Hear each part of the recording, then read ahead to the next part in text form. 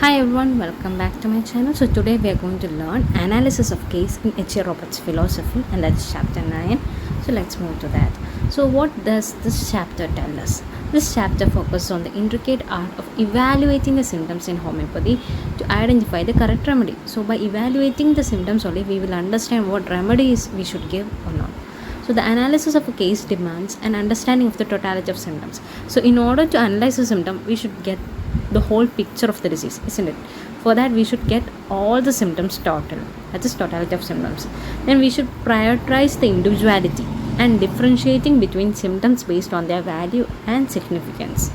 So how we will do this? First one is the concept of individuality. The personality and individuality of the patient are paramount. The case should be viewed as a complete picture of the patient's physical, mental, and emotional characteristics. So when we take the case, we should view as a whole person, as a whole, as a complete picture. To get the complete picture of the disease, we should get the complete picture of the patient by what all physical, mental, and emotional characteristics and the symptoms that he is having. So the symptoms should not just be catalogued but understood as a reflection of the person's unique disposition. So we shouldn't think that he's having that symptom, he's having those symptoms. Instead of that, we will be thinking like that person is affected by that symptom. That person is affected by this symptom, like that. So we should consider him as an individual. So the general versus specific symptoms. So this chapter is actually basically the types of symptoms, how we will understand the symptoms, what we should analyze, how we will analyze the symptoms. So in that we are learning the definitions of symptoms. So first one is general versus specific symptoms. So general symptoms, in definition, they represent the overall state of the patient as a whole, affecting their body, mind, and emotions. The significance is general symptoms provide the insight into the patient's individuality and constitutional state, holding the highest rank in homeopathic prescribing. Example for mental symptoms: anxiety, depression, fears, anger, joy, etc. And in physical general, it tells about preference for heat or cold, appetite, thirst, sleep patterns, reactions to weather, and overall energy levels. The emotional general is how the patient responds to grief, stress, or joy. So as a general, the overall state of the patient as a whole, that's what we are looking in general symptoms. The importance is general symptoms often guide the selection of the remedy because they encompass the unique nature of the person. For example, a patient who dislikes heat prefers cold drinks. So, and had restless might lead to remedies like ourself or sulfur. So, for these things, we are considering this general symptoms. And next one is specific or particular symptoms. These are the symptoms localized to specific parts, specifically, or organs of the body, not representing the patient as a whole. The significance is specific symptoms are secondary to general symptoms but still play a role in remedy selection. For example, a headache in the temples, burning pain in the stomach, redness in the eyes with discharge. These are specific, isn't it? It is not generally telling. It is acting as a specific part. For example, headache in the temples, or headache in the forehead, burning pain in the stomach, or burning pain in the foot. All those are specifically or particular symptoms. Why it is important? Because they provide additional detail for remedy differentiation. For example, a burning pain in the stomach that improves with warmth might suggest R salt, while burning that improves with cold might suggest phosphorus. So even though we are getting all the general symptoms, the specific symptom will help us to identify or compare the remedies. Next, what is the key difference? General means represent the whole person, mind, emotion, body, but specific, they are localized to a particular part of the body or organ. In prescribing general symptoms hold more weight as homeopathy seeks to treat the individual holistically, not just isolated complaints. So for us, general symptoms are very important than specific. Then second symptoms difference is subjective and objective symptoms. So what do you know about subjective and objective? Subjective symptoms are patients' express feelings. The symptoms that are said by the patient. These are by the subject, that is the patient. These are the valuable as they depict the internal physical or emotional experience of the patient. The objective symptoms are the observable signs, which is observed by the doctor or the bystander. So that is objective symptom, observed by. These are less likely to be distorted by the patient and are particularly important in cases involving children where subjective expression is limited. So in children, it will be objective symptoms only we can understand. We can only observe the signs and symptoms. The children will not be telling us the symptoms. Again, it is importance of peculiar, rare, and unusual symptoms. PQRS. There is a word called as PQRS. Peculiar, rare, and unusual symptoms are called as PQRS. So, common symptoms of a disease are not as significant unless they manifest in an unusual way. Example, thirstless fever. Generally, for fever, there will be thirst. So, if there is thirstless fever, then it is a peculiar symptom, isn't it? It's a unique, rare symptom. So, symptoms are classified as rare symptoms if they are rarely associated with the disease. Then, cross-domain symptoms belong to another disease pair but coexist with the primary condition. Then, characteristic signs are unique identifiers of a remedy. The hallmark of the simillimum lies in the striking, strange, peculiar, and unusual signs as per Hahnemann. These signs often outweigh even the chief complaints. So, these are very important.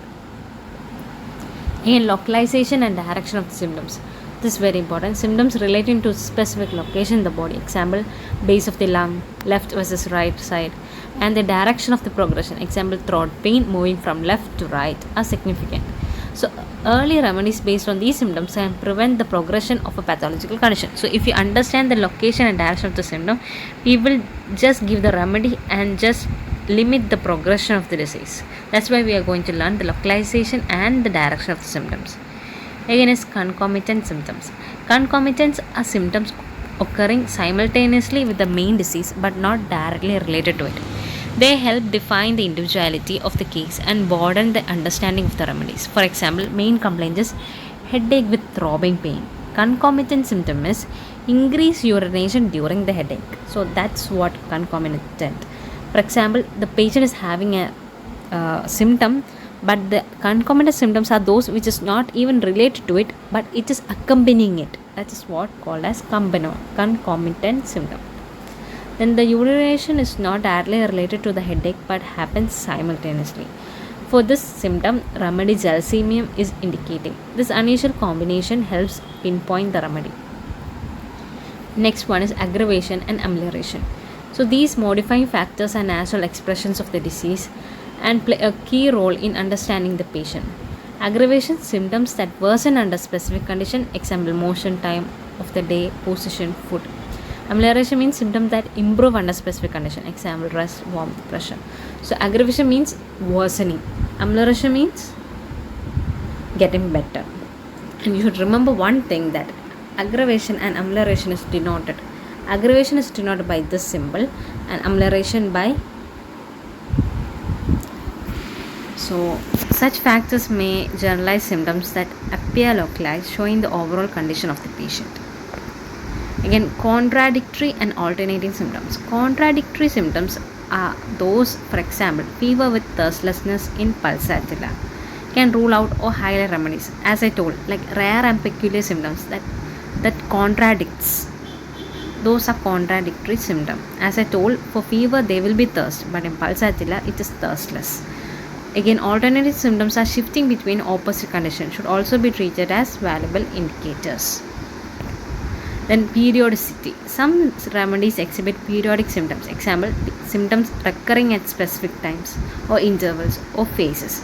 Remedies like spigelia, natrum muriaticum demonstrate periodicity which can guide remedy selection.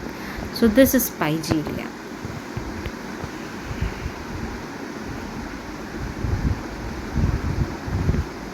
Then role of etiology and predisposing factors. The physician should consider factors like diet, climate, and occupation related exposures. Miasmatic tendency, inherited predisposition, symptoms from poisoning or chronic drug use. While these factors shape the case, they are less specific for prescribing remedies unless they reveal peculiar tendencies.